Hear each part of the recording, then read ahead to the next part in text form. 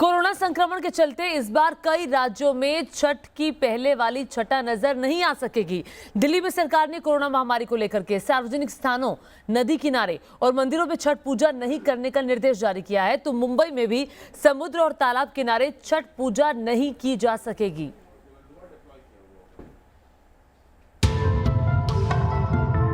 दिल्ली में छठ घाट इस बार सूने पड़े हुए हैं।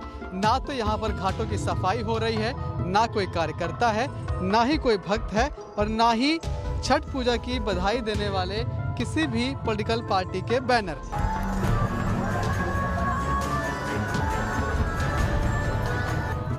नहाए खाए के साथ आज से लोक आस्था के पर्व छठ की शुरुआत हो रही है, लेकिन इस बार पहले की तरह ऐसी छठ की छठा नजर नहीं आएगी। कोरोना का काला साया छठ पूजा के आयोजनों पर साफ नजर आ रहा है। घाटों पर नहीं दिखेगी पहले वाली छठ की छठा। घाटों पर नहीं, घरों पर ही मनेगा छठ का त्योहार।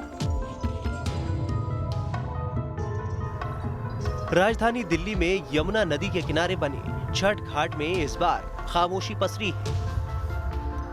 न श्रद्धालुओं की हलचल है और न ही आयोजकों की ओर से कोई इंतजाम। इस वक्त हम मौजूद हैं दिल्ली के आईटीओ में। यमुना नदी का एक किनारा है और यहीं पर ये परमानेंट जगह बनाई गई है छठ पूजा के लिए, लेकिन इस बार यहाँ पर कोई तैयारी दिखाई नहीं पड़ रही है। अमूमन दिवाली के बाद से यहाँ पर तमाम तरह की तैयारियाँ शुरू हो जाती थी।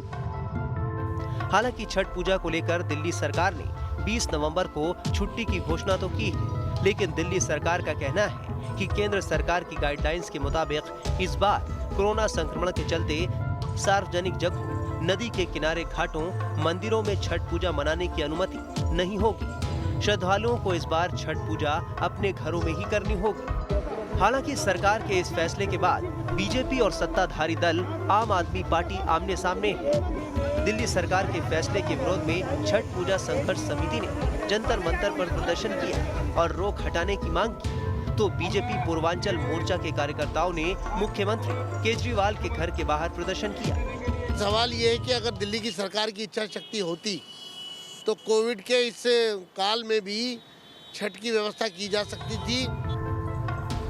दिल्ली में बिहार के करीब 40 लाख लोग रहते हैं। इनमें से करीब 1.5 लाख लोग आईटीओ के इसी घाट पर छठ पूजा करने के लिए पहुंचते हैं।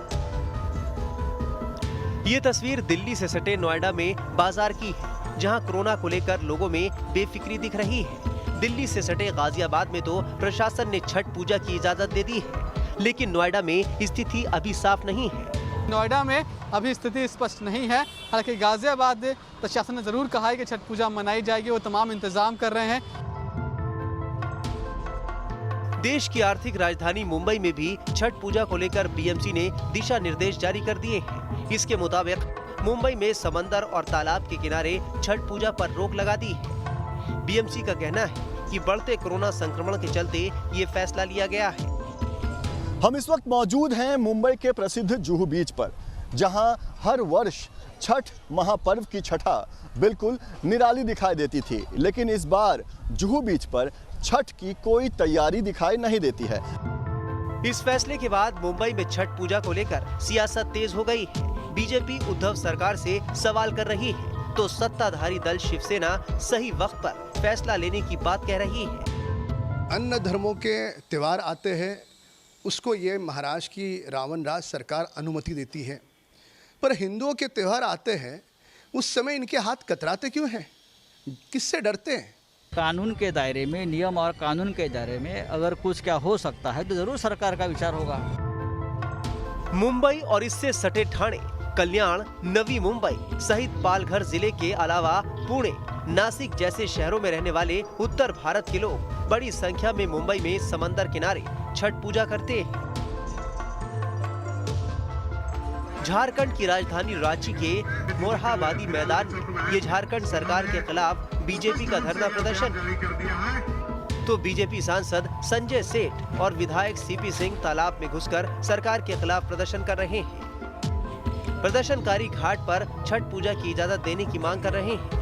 हालांकि झारखंड में जगह जगह विरोध प्रदर्शन के बाद मंगलवार को मुख्यमंत्री हेमंत सोरेन ने तालाबों और घाटों पर छठ पूजा करने की अनुमति दे दी है। हालांकि इसके लिए जरूरी गाइडलाइंस पालन करने का भी निर्देश दिया गया है। दिल्ली से मनीष चौरसिया, मुंबई से पंकज मिश्रा के साथ टीम न्यूज़ नेशन।